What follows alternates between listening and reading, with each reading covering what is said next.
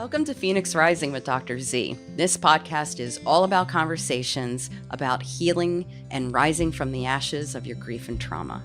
I'm your host, Dr. Christina Zampitella. It is my sincere hope that this podcast is going to give you the words and the understanding to help you heal through your grief and trauma. I would like to introduce you to Dr. Ted Rynerson. I had the pleasure of meeting him when I was at the Portland Institute for Loss and Transition conference back in August on Bainbridge, beautiful Bainbridge Island, which I believe is where you live. And, just as a heads up, what I do is I've created this podcast in order to help people who are going through issues around grief and trauma, and to try to help them understand a little bit more about the trauma and then to be able to find ways to heal from that trauma. And of all people, when I heard you speak, I thought, wow, you're right there and always have been at the cutting edge. After I look at your curriculum vitae, I look at my own, I'm like, boy, I got a long way to go. So thank you so much for being here. Maybe if you could share a little bit about your background and a little bit about what brings you to the topic of traumatic loss.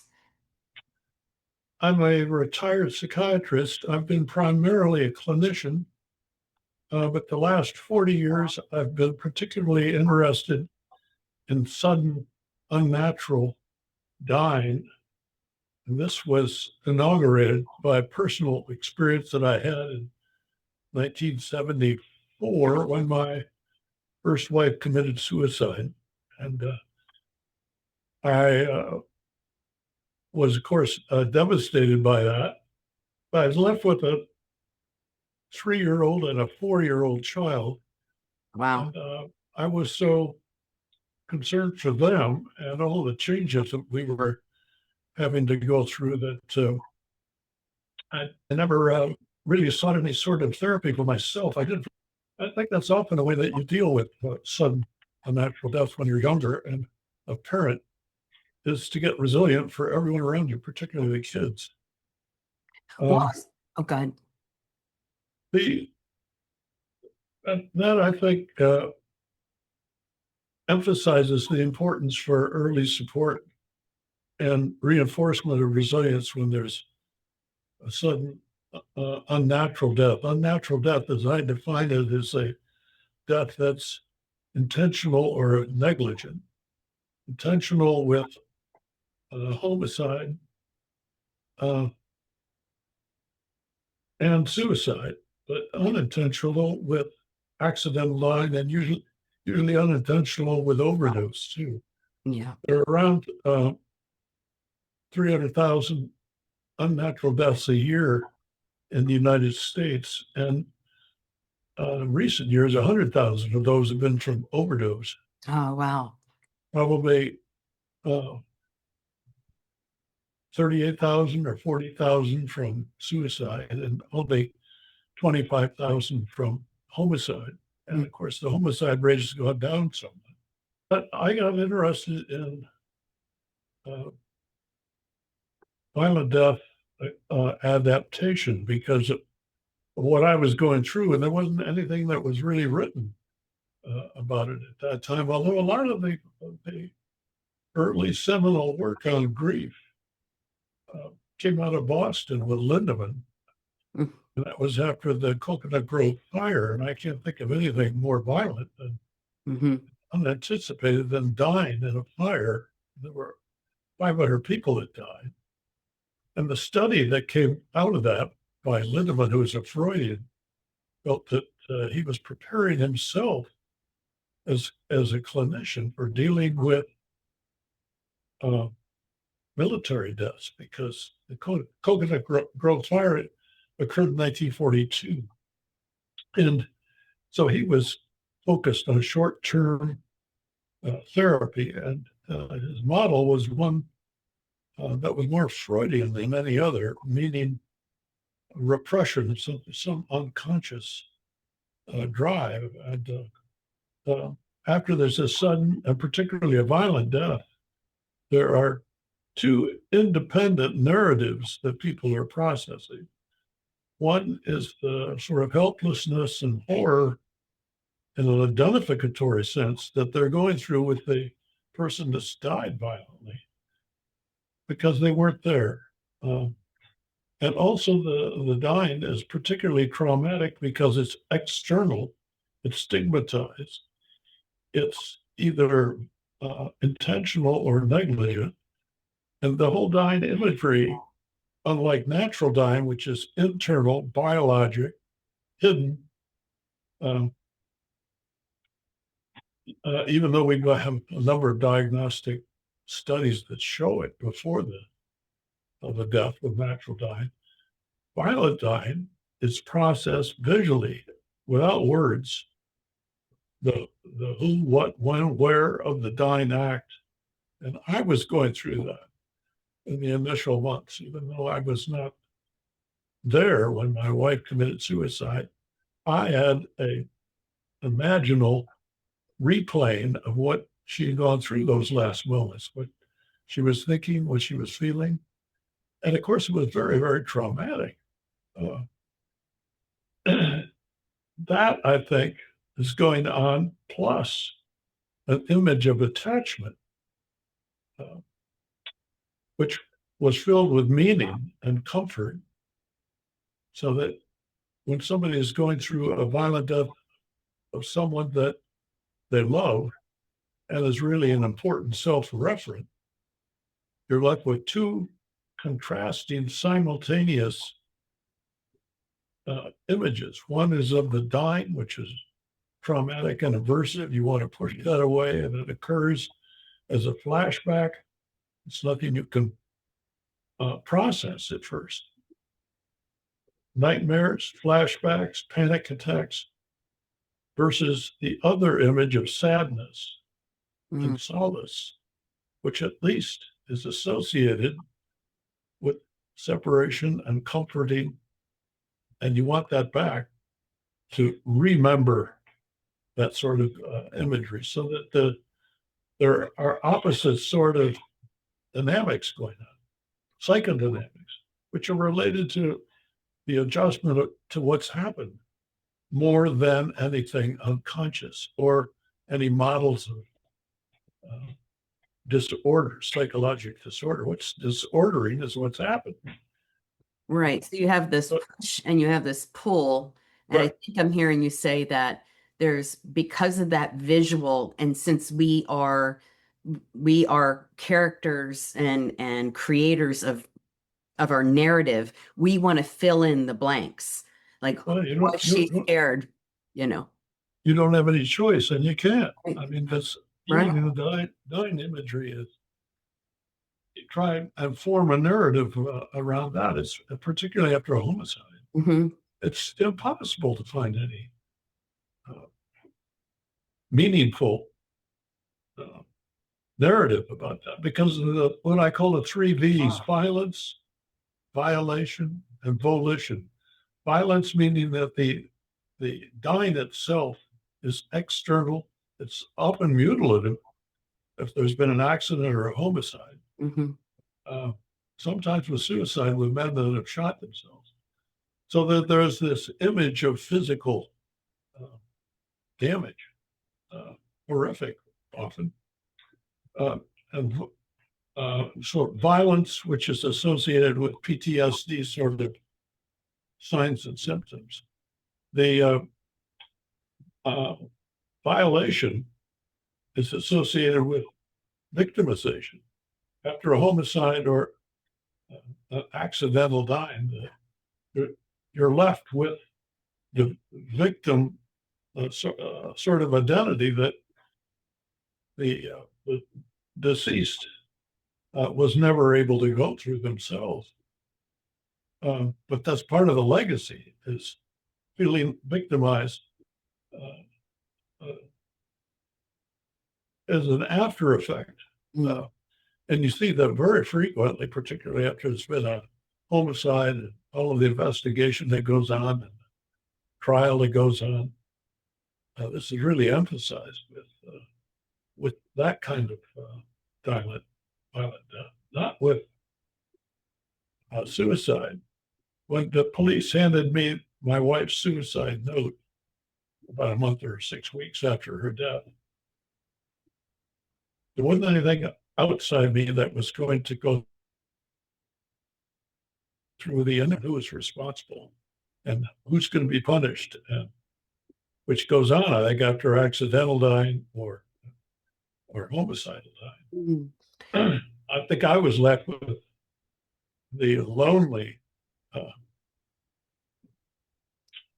sort of inquest that I had to go through myself. There wasn't anyone there, and of course it is lonely.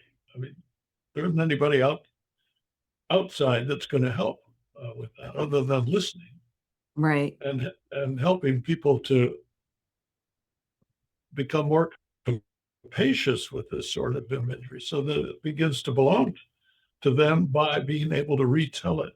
And I think that's an important part of adaptation after any kind of death, but particularly after a violent dying, is what's gone on for thousands of years.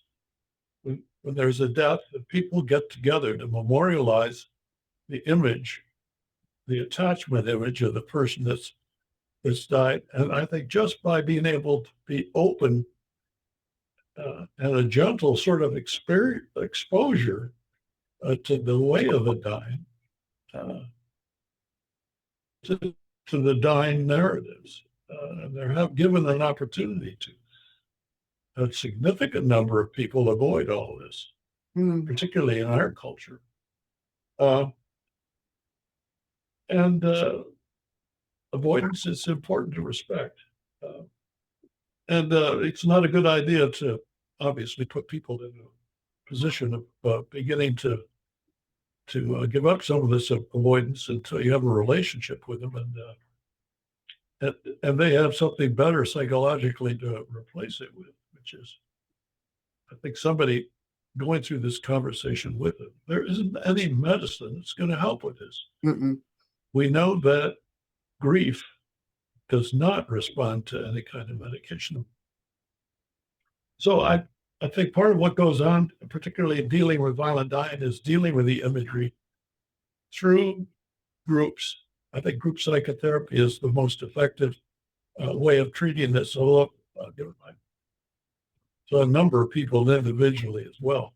I think in a group setting, there's enough resonance and echoing to heighten not only acceptance of what's happened and retelling and beginning to moderate each other's stories. The group, I think, provides an opportunity for people to take care of one another, which doesn't go on in individual therapy. And I think it's an important resource of resilience. Yeah.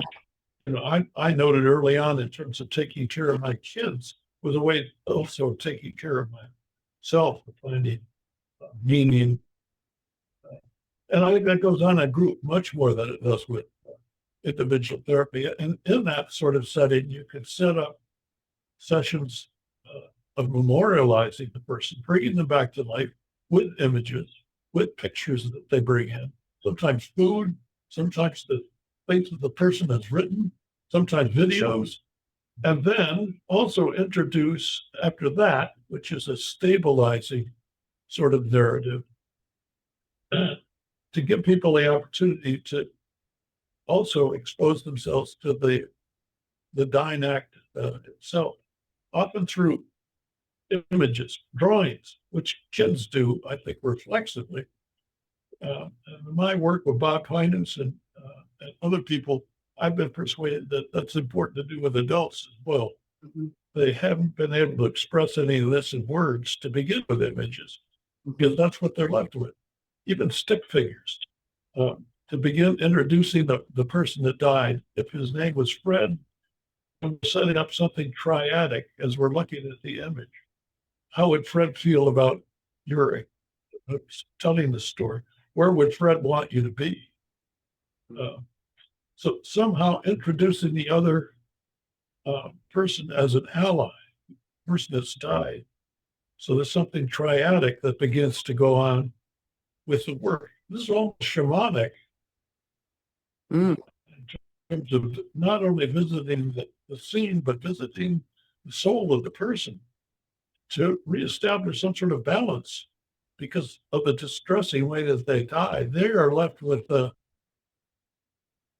the distress that the person was never able to work out themselves. mhm. And I recognize this in myself because you remember Bainbridge Island, it's on the ocean. And if this had died, if she had died a thousand years ago, and Mm, I was a member of the indigenous tribe, there would have been a shaman who would have helped me. And they should, the shaman who would have been a woman, most of them were, would have gone through this sort of ritual that I'm talking about. Not only communicating with me, but communicating with the person that had died through a ritual, shamanic sort of connection.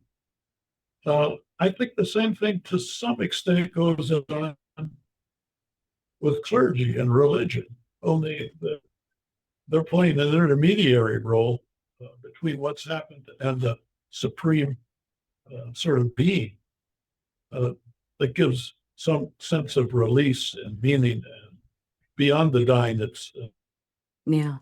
Yeah. I mean, last August, my father fell down the stairs in their home and he died. And the imagery that my mother brought to me, she found him. The imagery that she brought to me, like that's burnt into my brain. And then a week later, my mother died in her sleep. And and I can feel it come up right now where I try, like she gave me so much imagery that I had to feel like I had to talk to like a nurse to find out like why was my father looking like he was gasping for life. And I needed questions answered that were so overwhelming. They would say, oh well, that was reflective, when in my mind it was my dad who he was trying to call out for help. He was trying to call out like he didn't want to die and please help me, and that's the narrative I was telling myself until I got a little bit more information about the like actual biological process of dying. And then my mom a week later, all while I am fighting cancer at the same time. And it was just so overwhelming, and it remains overwhelming. When I was out there at the Institute, my father's 1 year anniversary came up, and I went out and I did a ritual for him out in the woods. My dissertation was on ritual for the bereft, and um, just I couldn't agree with you more of having brought in, like bringing in my father or bringing my mother in as part of a, like I needed a dialogue with him in order to like try to find some comfort. And I doing that through memory and doing that through ritual and his music and his favorite candy, which by the way tastes awful. Mike and Ike's are awful. But nonetheless, I ate a Mike and Ike. Ended up throwing the rest of him into the forest and probably took out a couple of squirrels as a result of that. But I think I thank God I had therapy because I didn't feel comfortable really bringing that to my friends because as a psychologist myself, I didn't want to like traumatize my friends. I can tell my therapist, but even so, I just didn't want to traumatize them. And if I had been around people that had lost somebody to like an accident about that, I feel like I would have been able to do that. But what about, is there any concern that people might become re-traumatized by hearing the trauma of other people in a group? well, of course, but I have pretty extensive experience about that because we've set up an intervention that's restorative. It's different, I think, if you have this model of the is a model of exposure when there's been an assault or rape, that it's important to process all of that to extinguish what's happened, to extinguish the memory of Mm, what's happened. Now, this is very different. You're trying to accommodate to what's happened because there's, there's not only the horror and the helplessness, which is like being assaulted or raped, in terms of identifying with a very primal feeling. At the same time, uh, in the act, someone that is an important attachment figure that you can't lose, that you want to maintain some sort of generative, nourishing connection with. Now, that's very different than Owen's work, with rape or assault, because with that person, there's an avoidance of any sort of attachment. Mhm. So I think that in this intervention, and it's not therapy, it's restorative retelling is what I call it. You Mhm. have to have an opportunity to do what is natural to do, this, which has gone on forever, which is to be around others and to retell. Mm. And we need to respect that. And it's set up an intervention where you're not only dealing with the image that you had of your dad, but you're beginning to include image of his living and Mm. what's meaningful. And I think your therapist and you recognize that as you began doing this. But in my experience, it's accelerated by doing this in a group sort of format. To me, Yeah. it has some definite guidelines for each of the 8 sessions, uh, and these are designed to be peer led by co-facilitators, at least two members. They don't have to be clinicians or professionals. I don't think this requires that degree of sophistication. I think you have to do a careful screening before you put someone in a group to make sure that you're not exposing someone to too much too soon, and or that it's going to be overwhelming for them and overwhelming for the group if you get someone in that's a borderline a personality disorder. Mm. They'll take it over. So you have to be careful, I think, and selective. Uh, but there are very few contraindications to doing this sort of work. And these groups are heterogeneous. They're different forms of violent dying. You don't need to set up one just for homicide or one for suicide, or although that goes on. I think that's fine. But in our experience, we're able to make the groups heterogeneous. That's amazing. Do you think that there are any myths or misunderstandings about traumatic loss that you think need to be challenged? I think one of the things that needs to be challenged is when people are seeking therapy early on, and it's not appropriate usually to get therapy within the first several months. What's appropriate is to get support. I don't think that people need to talk in depth about, particularly if it was an ambivalent sort of relationship with the person that died.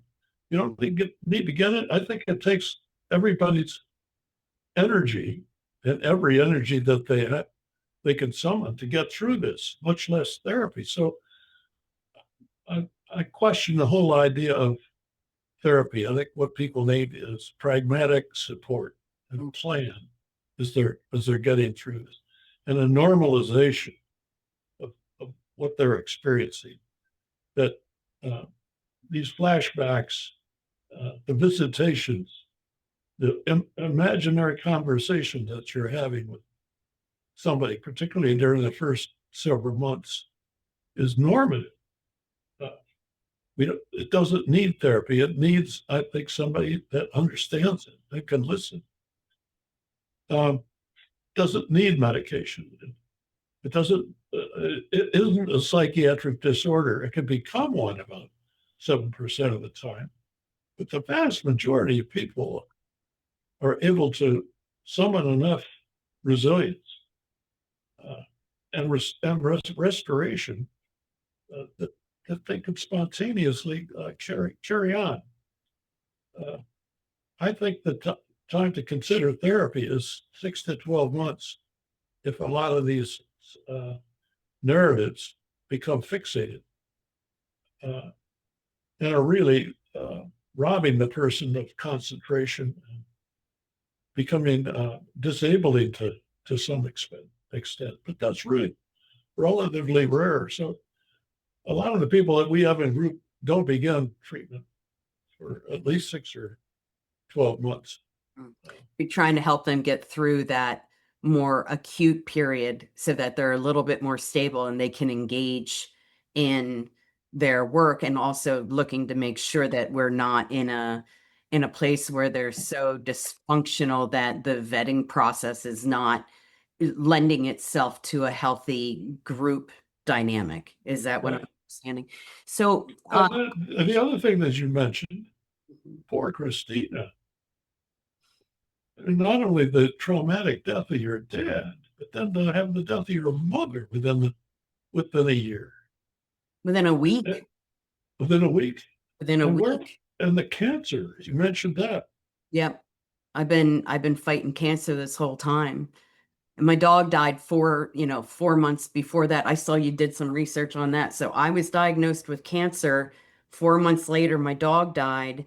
4 months later, my father dies. And a week later, my mother dies. 2024 was awful. Awful. Yeah, we have to celebrate how well you're doing.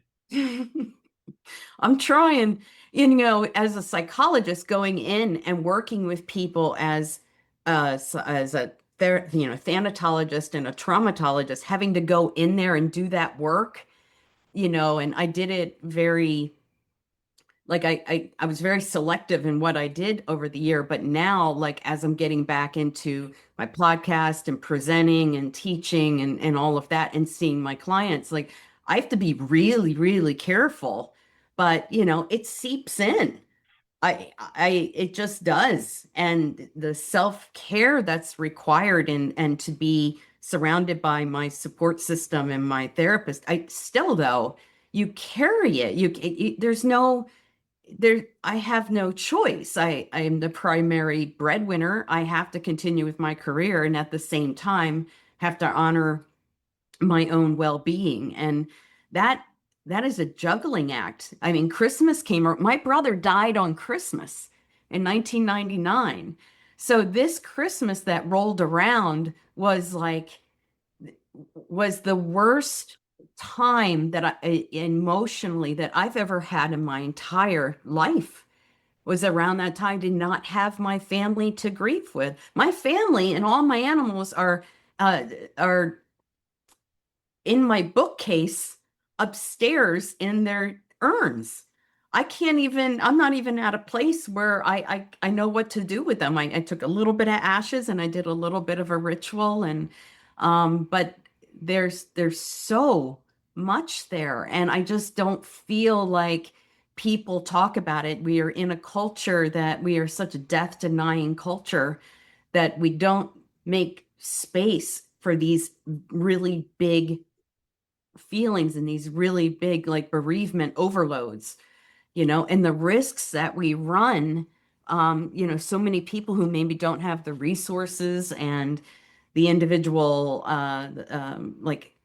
kind of resiliency that does not happen or gets overridden by so much at the same time, that it's like, where do they go? You know what I mean? If you could offer one message to someone currently living with traumatic loss, what would that be? I have great admiration for your strength. That's just remarkable. Really is. And I get near tears just as you do as you begin to talk about it.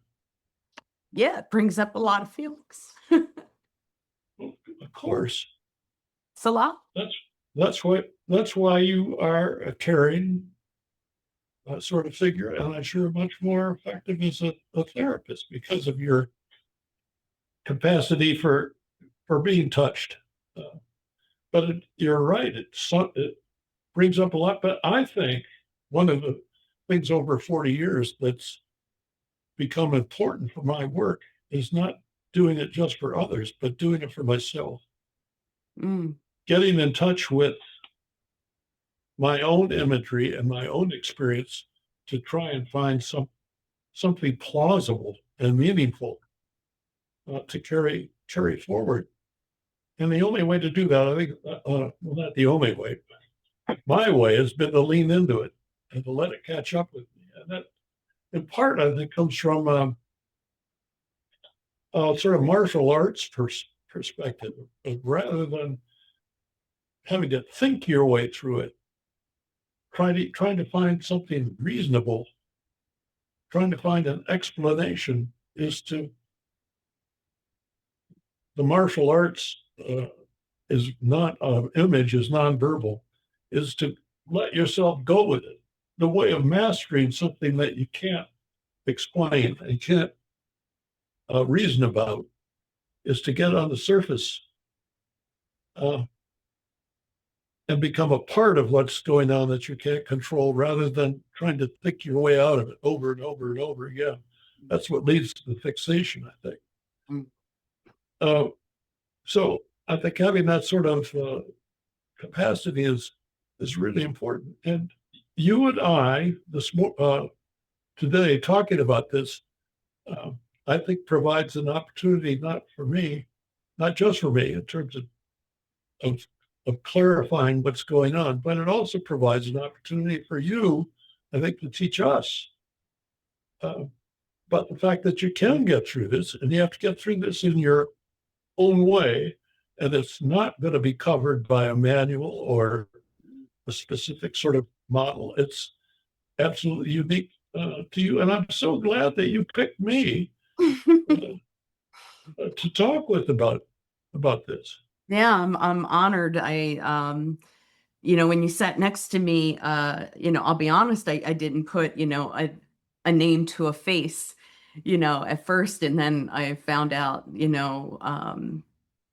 that I was sitting next to you, and I was so honored. And then you were like, hey, go ahead and send me that article you wrote. And I remember saying, I wrote it a long time ago. Don't judge my writing. It was, rather odd, but it also became part of, that came about because of Damien's death, my brother's death.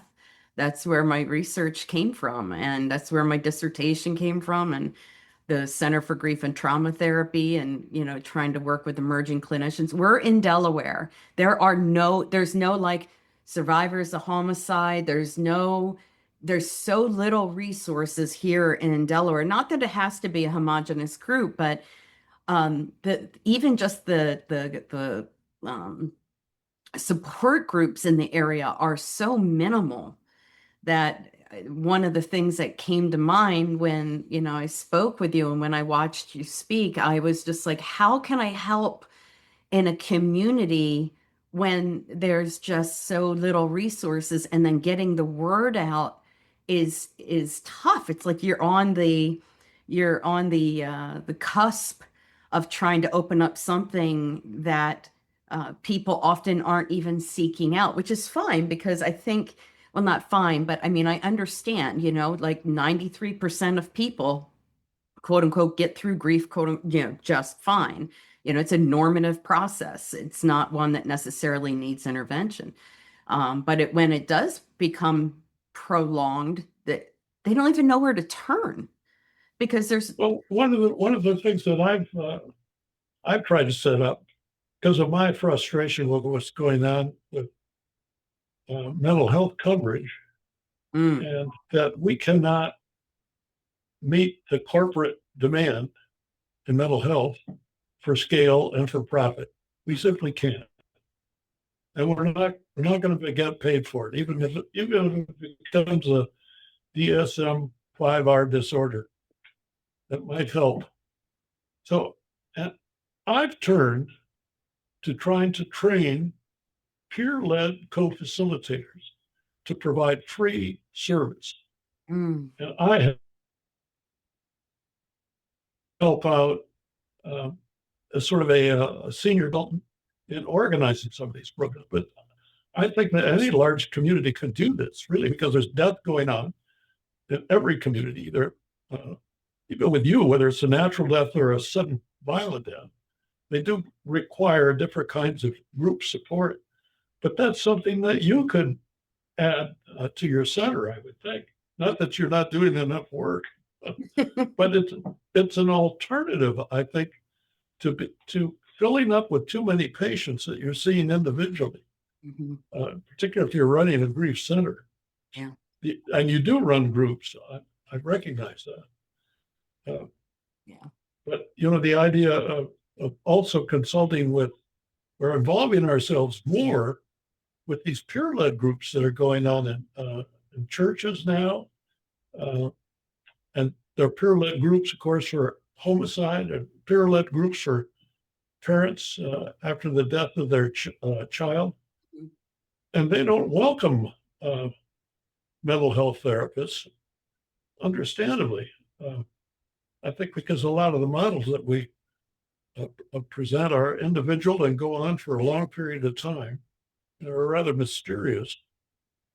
I think the idea of continuing with that sort of group, I don't mean to discourage it with that kind of work, but to focus also on developing peer-led service for support that we don't charge for. Mhm. Uh, I find that really meaningful. Being able to do something that's enduring and not associated,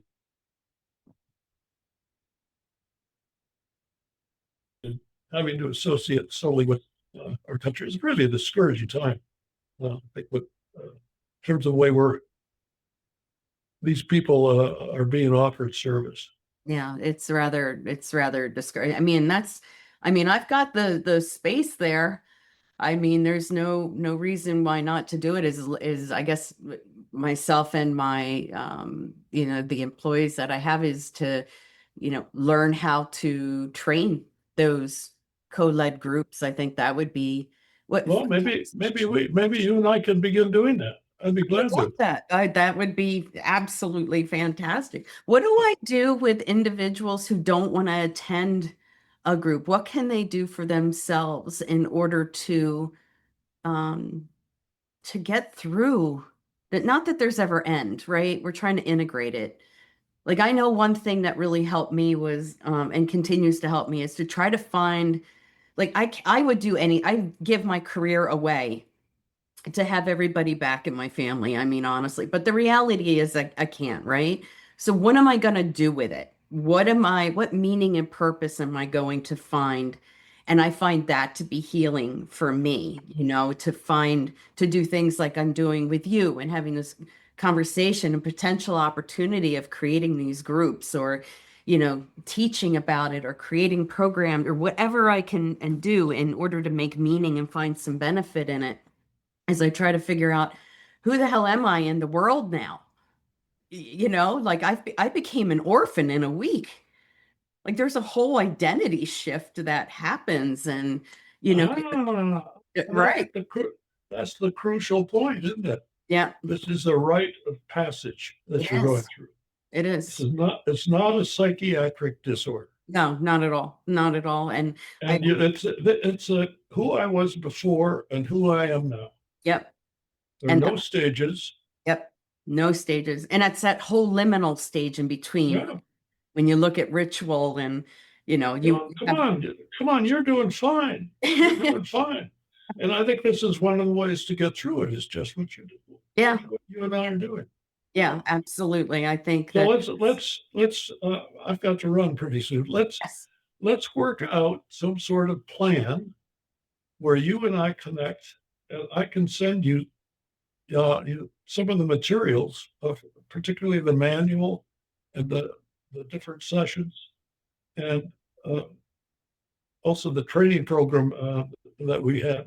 These aren't long. It's not like the first manual that I wrote, which was about 70 pages, 10 or 15.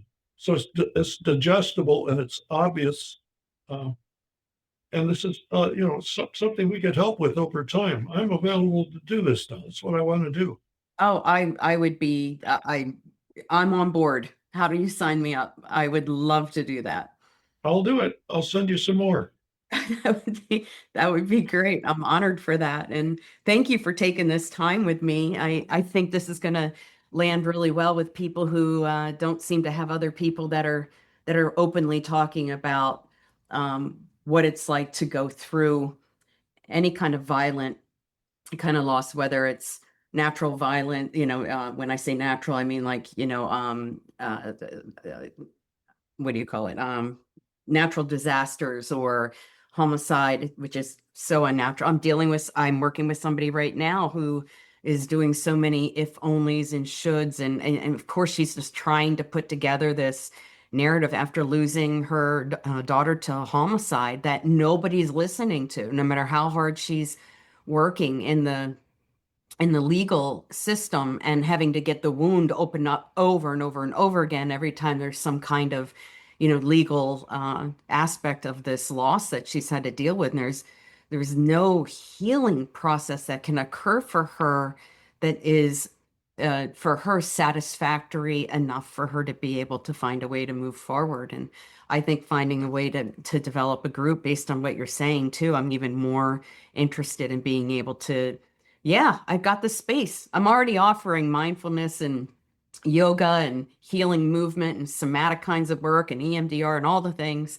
But being able to open up the group without having to worry about any of my clinicians running it, even though I do have art therapists, to allow them to heal one another, to heal within our communities is powerful. And I would be honored to be able to work with you on that. Thank you. No, we're gonna do it. I love it. I love it. All right. All Good right. talking with you. Talking with you too. Take All good right. care. Bye-bye. Bye.